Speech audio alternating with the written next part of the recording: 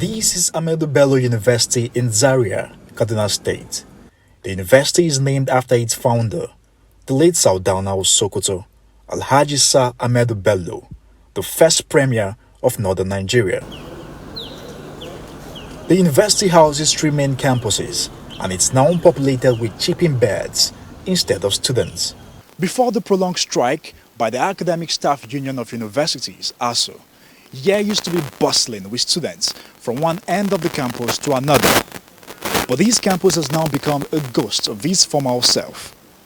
Small businesses that depend on students for patronage are reeling from the effects of loss of income. We'll speak to some small business owners in a moment, but first, why are the academic staff unions refusing to shift grounds for students to return to school? We have been shifting grounds, and that is why we said we are always open to negotiate with government. So what are your demands? Our demands are, one, renegotiation of 2009 agreement as it affects funding of Nigerian universities as well as condition of service of our members. 2, replacement of IPPI software with UTAS. The Nigerian government says it has done its best to resolve the concerns of the Academic Staff Union of Universities, but the result of such efforts is still yet to be seen.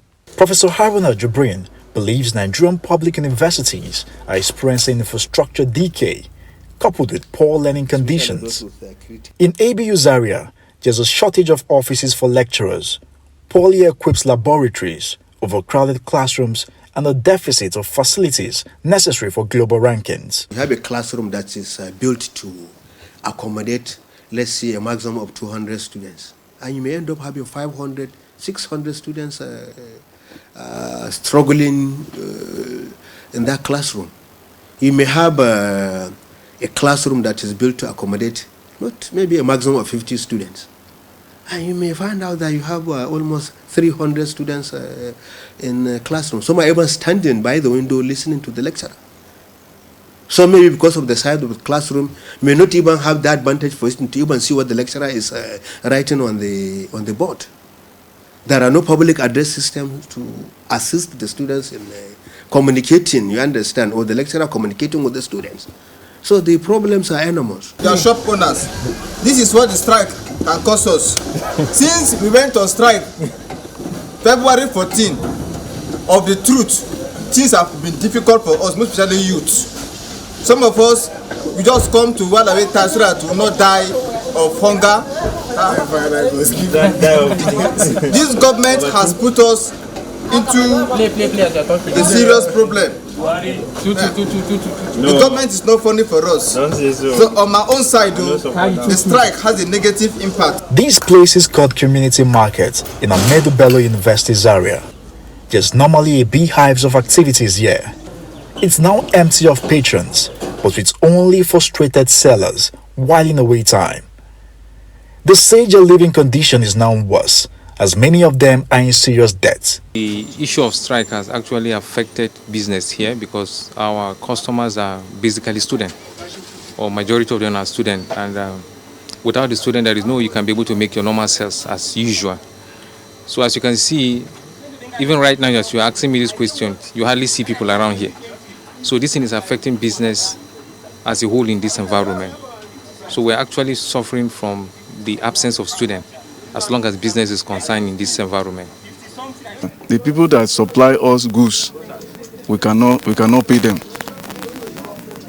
We sold their goods, but we ate all because we cannot pay them. And them, they cannot come and ask us. Some they came with the tire, they went back. I even told them that I told some people that they should not come back again. They should not bother to come back again because we don't have anything to give them. And without them also, they cannot eat. It's affected them very well. And we owing them since all this while that we started business. We have not entered debt. like this year. There has been an increase in crime around the university's neighborhood. Those living and doing business on campus attribute it to the long stay of students at home. Yes, actually, there are crime. It's actually incited some crime, not majorly within the campus, but from the neighboring environment. Like on regular basis, you get to see instances of thefts and all that. In the campus here too, we kind of get those issues too, but it is minimal.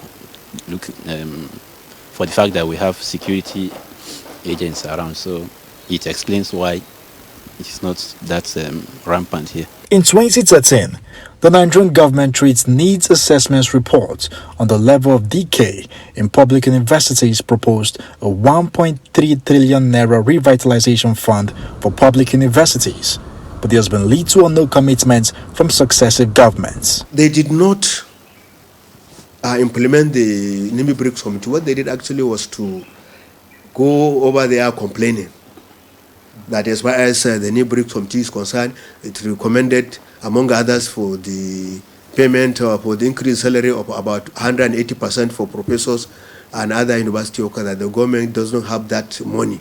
That the implication of Asuu's demand is that government will have to go and borrow 1.2 trillion. Nobody on the part of Asuu ever demanded 1.2 trillion from government. It was the NIMI BRICS committee actually that came up with that recommendation, and it's a recommendation.